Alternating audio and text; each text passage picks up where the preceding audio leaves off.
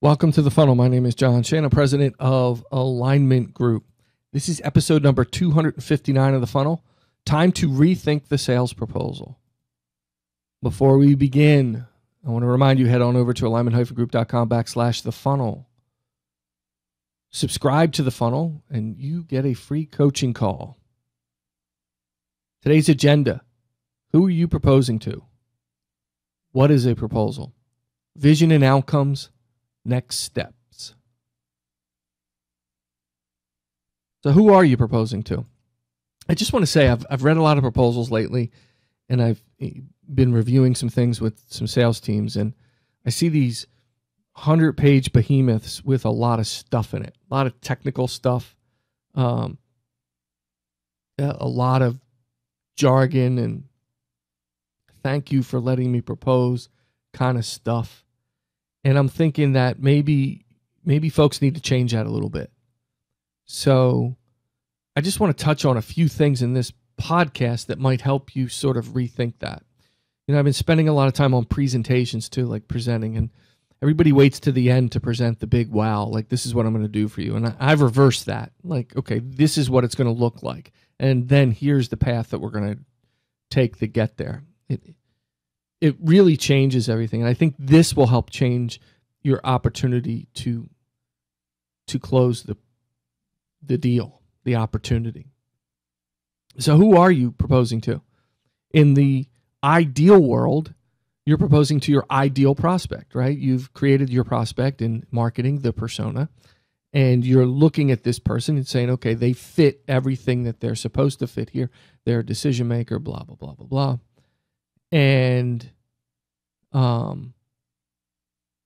they're an executive to some degree. For most of you, they would be. And you know that that's who you should be proposing to.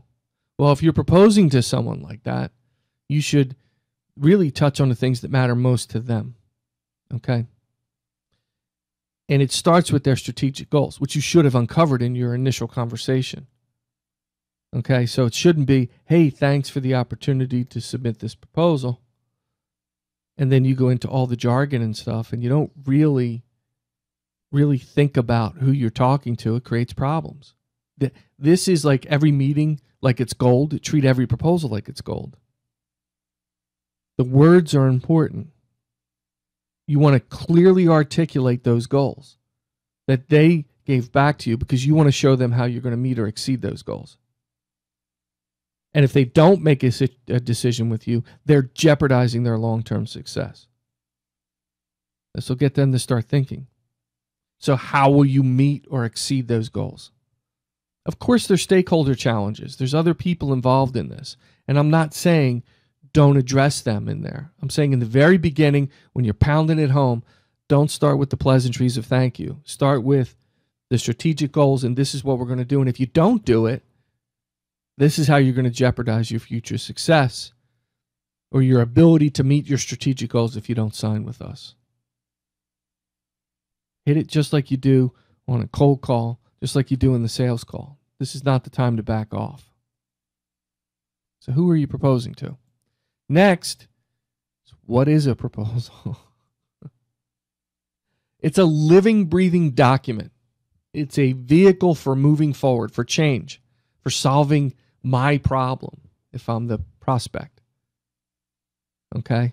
A lot of times there's all this sort of heavy documentation, especially with stuff that requires heavy project management. You know, the big issues are being covered, the technical issues, there's all these appendices and stuff like that. And like I said, you get this 100-page behemoth that doesn't really clearly state exactly what it is you're going to do and how you're going to get there in terms that maybe an executive would read and understand.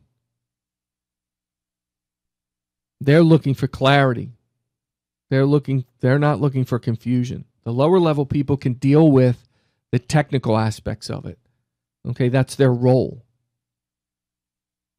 They won't get into that heavy lifting.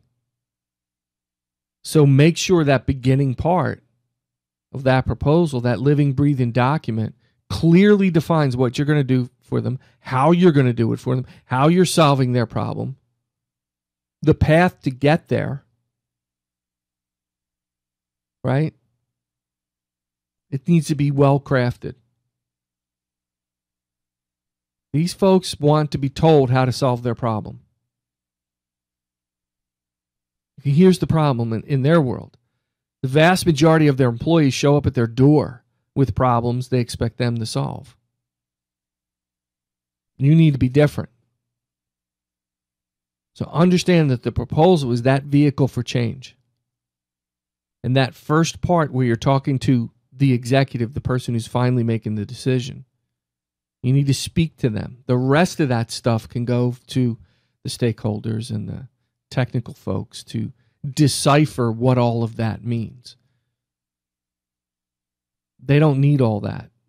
They need that quick, that executive summary, that story that says, this is what you're going to do for me. And this is how I'm going to solve your problem, make your life easier. Vision and outcome.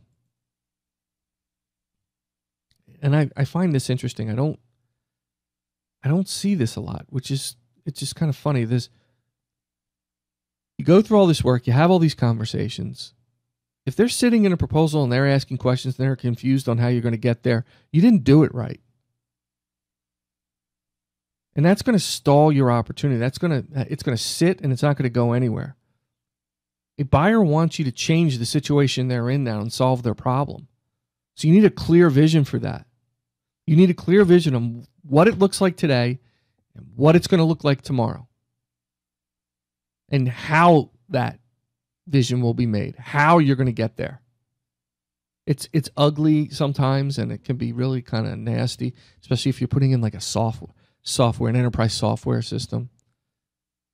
You want to make it very clear to them the vision on this is what we're going to do. This is how we're going to do it. And this is what it looks like. And this is what good thing happens if you do this. That's the outcome. See, most people focus on how much is it going to cost to implement. It's not what they really want. They want to know what the results are going to be. Of course, the price is part of it, and how you're going to get there is part of it.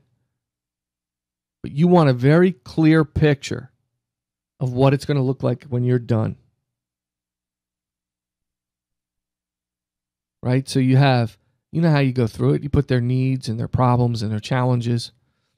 This shows you, hey, that's how we're going to solve the needs and challenges and problems. Here's the vision of what it's going to look like when we're done. And they should get excited about that. They should be happy about that vision and outcome.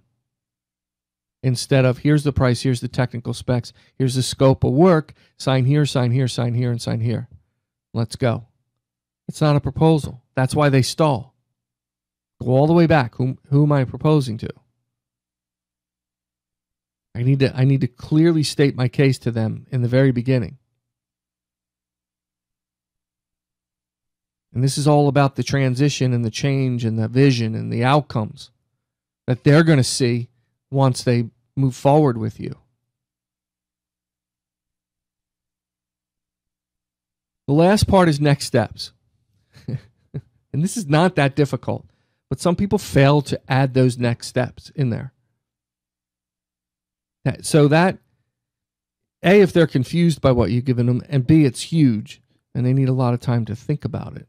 Well, you got problems on your hand, and you have no next steps. You want to keep this thing moving forward. You want that ball rolling downhill and collecting, and building up and getting bigger and bigger. For that to happen, you need some kind of action. That's a commitment to getting this thing done. Just could be scheduling the next meeting, right? If it's a big project, normally you're kicking off that project. Or maybe a signature on the agreement. And I'm telling you, the next steps, that's really your close, that's got to be done right then and there. Now, I've made mistakes just like you have. Who am I presenting to? Well, I've had the most success up the food chain, like anybody else, at the highest levels. VPs, business owners. If I've got somebody that needs to ask for money, I've got a problem on my hands. And it's happened to me. I'm not perfect. I've made those mistakes, and I kick myself when I do it. But then I have to go back and remember, oh, wait, who am I proposing to? What am I doing here? I have to fix that. I have to make sure that that doesn't happen. Now, it doesn't happen to me every day. But I got to make sure that that doesn't happen again. We've all been there. Sometimes you just need to take a step back and say, am I doing this right? Are my salespeople doing this right? Let's make sure we're doing it the way we're supposed to do it. That we build the momentum. We start out by talking to the person who's making the decision in the proposal. I'm not talking to everybody.